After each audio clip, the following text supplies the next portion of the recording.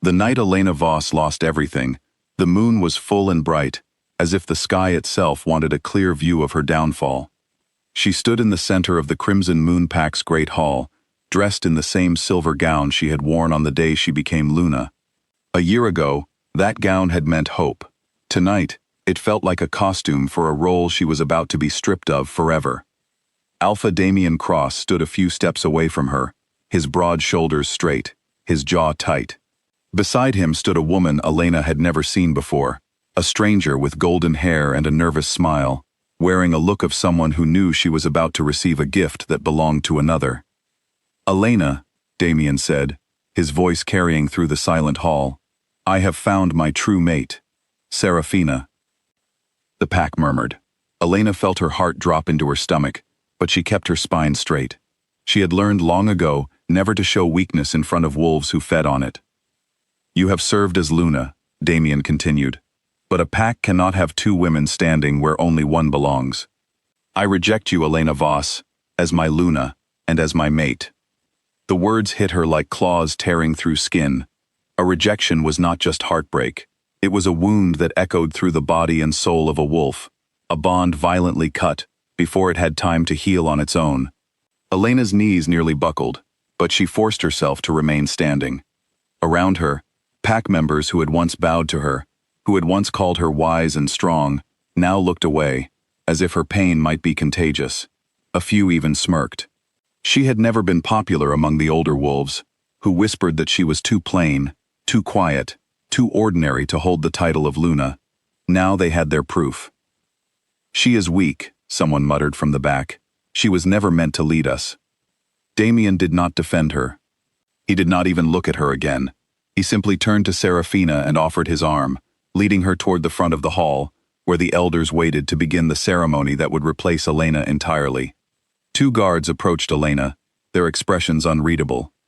"Pack law," one of them said quietly, almost with pity. "You must leave the territory by sunrise." Elena did not argue. She had grown up believing that dignity was the last thing anyone could take from her, so she lifted her chin, turned, and walked out of the hall without looking back. Behind her, the celebration for the new Luna had already begun, laughter and music rising like smoke into the night sky. She walked for hours through the forest that marked the edge of Crimson Moon territory, her bare feet aching against roots and stones, her silver gown torn from branches. When she finally crossed into the neutral lands, the adrenaline that had kept her upright finally faded, and she collapsed beneath an old oak tree, her body shaking with sobs she had refused to let anyone see. She did not know how long she lay there before she heard footsteps. They were not wolves from her old pack. These wolves moved differently, with a quiet, controlled power that made the air around them feel heavier. When Elena lifted her head, she saw three figures standing at the edge of the clearing, their eyes glowing faintly in the moonlight.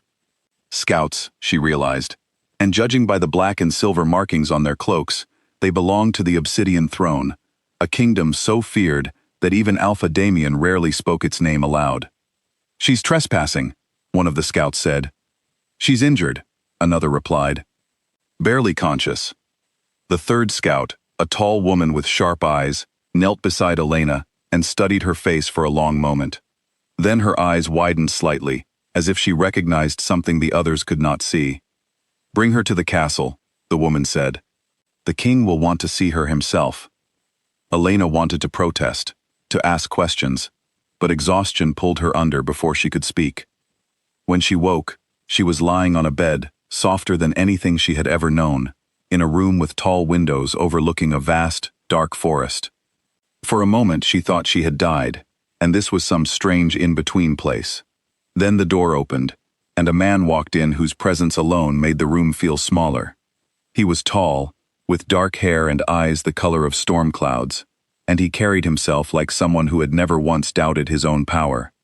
This, she would soon learn, was Kael Ashbourne, the Alpha King of the Obsidian Throne, ruler of every pack for 100 miles, a man so feared that Alphas from distant territories sent tribute simply to avoid his attention.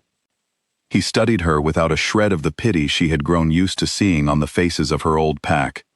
"You carry an unusual scent," he said, his voice low and even. "Not Crimson Moon, something older. Elena, still weak, could only frown in confusion. I don't understand. You will, Kale said, and left the room without another word. Over the following weeks, Elena remained at the Obsidian Throne Castle, healing under the care of quiet, efficient healers who rarely spoke and never asked questions. She expected to be sent away once she recovered, but instead, she was summoned to a private hall where Kale waited with an old woman Elena did not recognize, a woman with silver hair and eyes that seemed to look through her rather than at her. This is Mira, Kale said, keeper of our histories.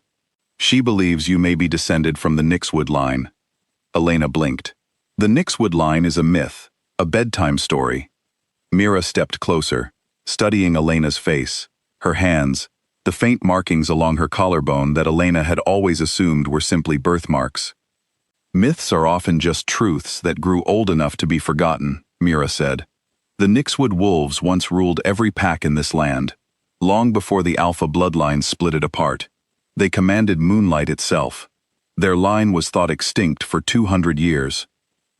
That's impossible, Elena whispered, though something inside her, some quiet, ancient instinct, stirred at the words.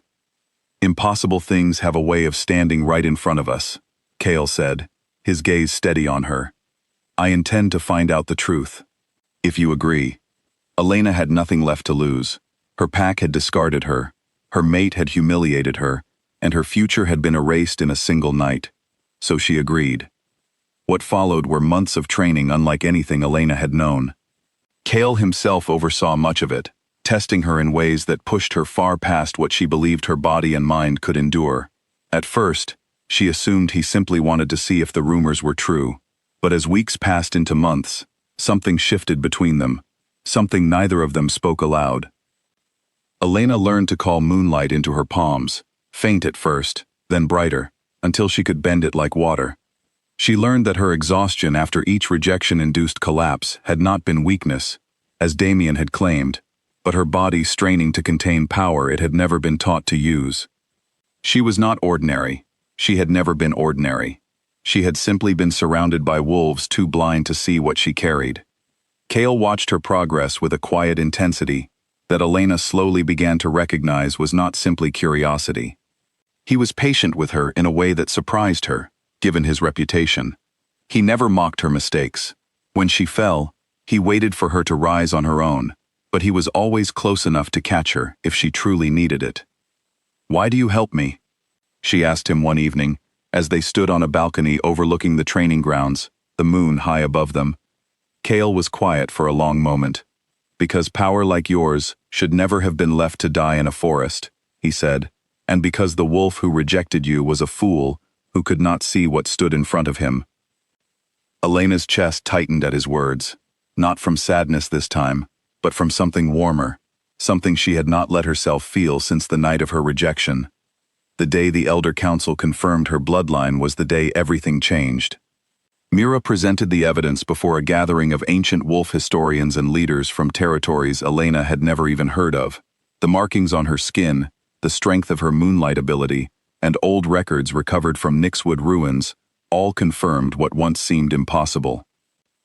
Elena Voss was the last living heir of the Nyxwood bloodline, a title far beyond that of a mere Luna. She was to be crowned queen, a rank that outranked every alpha in the region, including the king who had trained her. The ceremony was simple but powerful.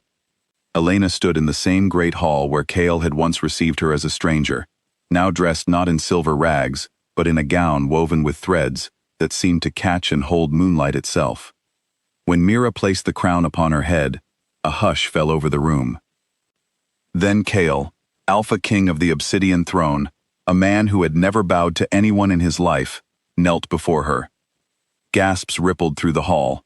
No one had expected the king to kneel, not even to the newly confirmed heir of an ancient bloodline. But Kale did not hesitate. My kingdom kneels to the rightful queen of the Nyxwood line, he said, his voice steady and clear. Then, quieter, meant only for her, he added, and so do I, not because law demands it, but because you have earned it.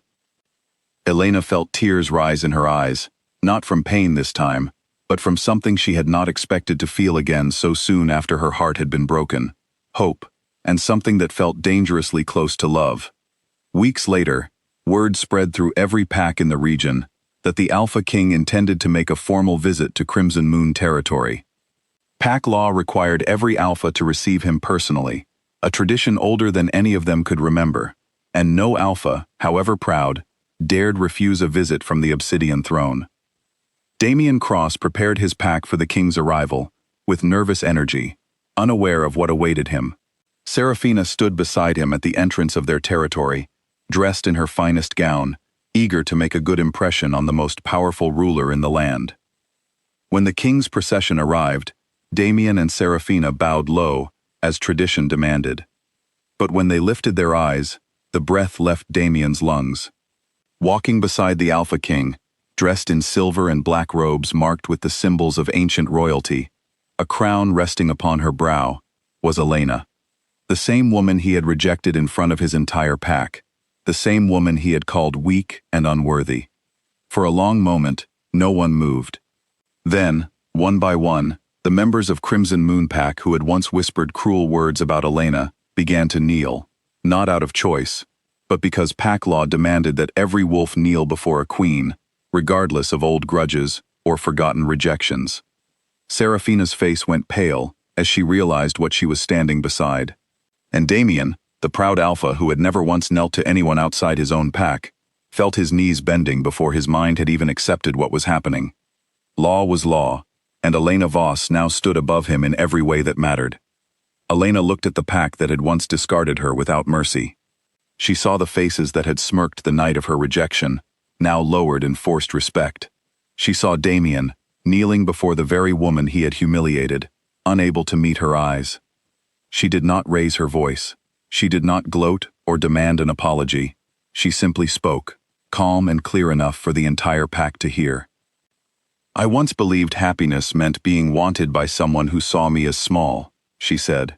"You taught me that a person is not made smaller by rejection. Sometimes rejection simply clears the path to who you were always meant to become. Thank you for that lesson, even if you never meant to give it." Then she turned to Kale, who stood at her side not as her rescuer or protector, but as her equal, and together they walked back toward the forest path that led away from Crimson Moon territory. Behind her, the Alpha King, who bowed to no one, lowered his head once more, not because law required it this time, but because his heart did. And the pack that had once cast Elena Voss into the forest to survive or perish on her own was left standing in silence, forced to live the rest of their days with the knowledge that they had rejected a queen, and in doing so, had given her the very freedom that led her to her crown. Elena never returned to Crimson Moon territory again. She did not need to. She had already given them everything they deserved, the truth and the silence that came after it.